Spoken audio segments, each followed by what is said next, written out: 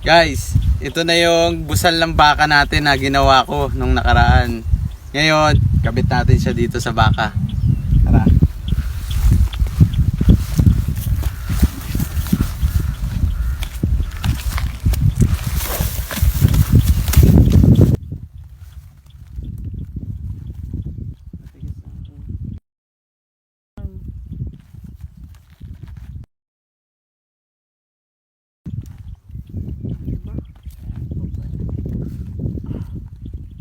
Pitan mo.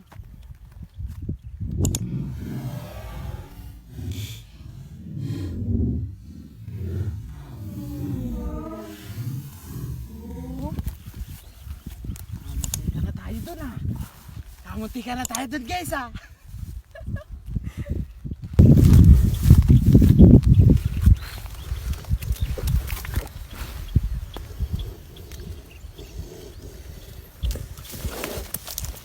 Ayan guys, ito na yung tsura niya.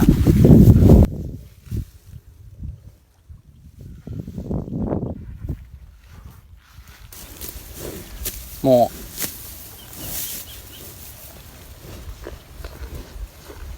Pogi. Okay na guys, puging-pugi na ulit siya. Yan guys, ang simpleng busal.